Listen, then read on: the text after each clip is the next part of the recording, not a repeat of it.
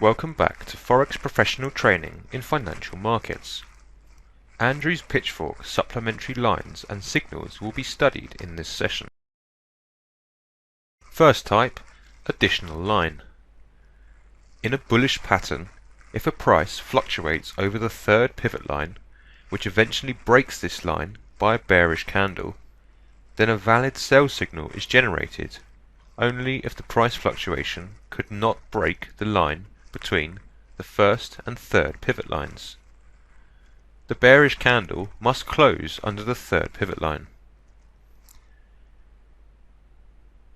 In a bearish pattern, if a price fluctuates under the third pivot line, which eventually breaks this line by a bullish candle, then a correct buy signal is generated only if the price fluctuation could not break the signal line between the first and third pivot lines.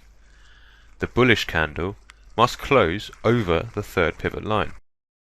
There is a bullish pitchfork on MetaTrader 4 chart that was drawn. Price has oscillated between the line half and the third pivot line. Then it broke the third pivot line and proceeded towards the bottom. Second type, supplementary signal. In a bullish pattern, after a price touched the first pivot line and proceeds towards the bottom, if a gap appears in a market price and the trend continues its downward movement, then a sell signal is generated and a trader can place a sell order with TP price on the third pivot line and SL price on the first pivot line. In a bearish pattern, after a price passes the first pivot line and proceeds towards the top, if a gap appears in a market price and the trend continues its upward movement, then a buy signal is generated and a trader can place a buy order with TP price on the third pivot line and SL price on the first pivot line. Third type, supplementary signal.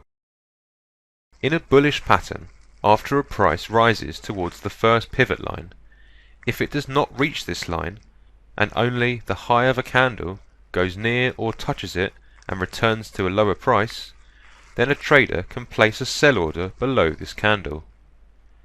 Such candles, like a shooting star, shows a tendency of market trend towards the bottom. TP price is on the third pivot line, while SL price is on the first pivot line. In a bearish pattern, after a price falls towards the first pivot line, if it does not meet this line and only the low of a candle, like a hammer, goes near or touches it and returns to a price, then a trader can place a buy order over this candle. Such candles shows a reversal point in a market price. TP price is on the third pivot line, while SL is on the first pivot line. On an oil chart in a weekly time frame, there is a downward Andrews pattern. High price of a candlestick went near the first pivot line, followed by a powerful bullish candle. Price increased and passed the third pivot line. Thus, a trader could place a buy order over the certain candle.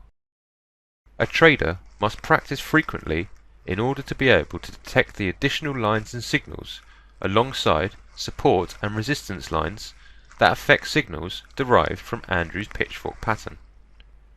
Andrew's Pitchfork patterns frequently forms alongside double top and double bottom patterns.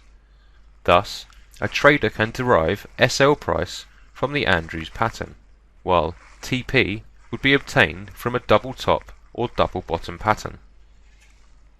That concludes this session.